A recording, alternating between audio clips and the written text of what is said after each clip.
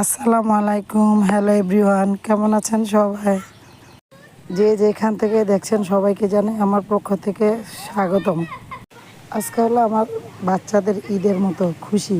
তারা তো নানুর বাড়িতে যাবে, আমি এখান দিয়ে সব গুছাইতেছি। দেখেন, এখানে ছাদে আসলাম, কিছু তরকারি কাটলাম, কুটাকাটি করলাম, তারপরে ছাদে কাপড় চোপড় দিলাম। এই মিলে অনেক কাজ নিয়ে ব্যস্ত আছি, গুছাইতে হবে।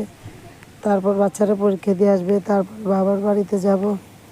এখানে তো আমি অনেক কাজ করতেছি, দেখতে পাচ্ছেন, সবাই দেখেন।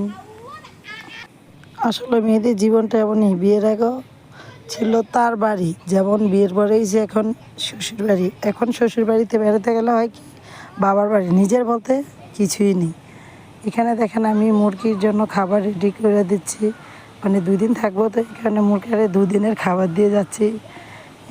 আমার বাচ্চা দিতেছে, যেতে মন চায় না তবুও যেতে হয়।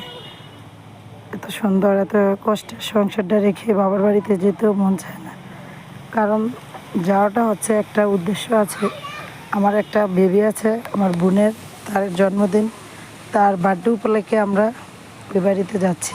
এই যে তার জন্য আমরা কিছু কেনাকাটি করলাম, ছোট্ট একটা গিফট, একটা গাড়ি, একটা বেবি, তার জন্য কেনার জন্য বাজারে আসলাম। এখন গাড়িটা কেনা হয়ে গেছে, এই যে পুরো সম্পূর্ণ। এখানে আমার মেয়ের জুতা কেনা হচ্ছে। আমার মেয়ের জুতা কিনতে কিনতে আমি টায়ার্ড। ওদের বাবাজি কত জুতা ওদের জন্য বাইরের থেকে মানে আনা হয়, বেশি দিন যায় না, তারা নষ্ট করে ফেলে। এখানে আমি কিছু গেঞ্জি কিনতেছি।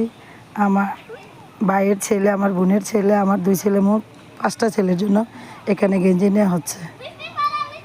এগুলো কালারটি অনেক সুন্দর। গেঞ্জিগুলো নেওয়া হয়ে গেল, এখানে বার্থডে উপলক্ষে কেনাকাটা হয়ে গেল। আর বাকি রয়েছে কি,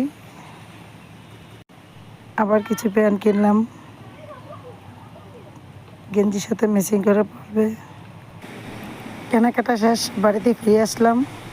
বাড়িতে ফিরে এসে এখানে ট্রলি গুছাচ্ছি।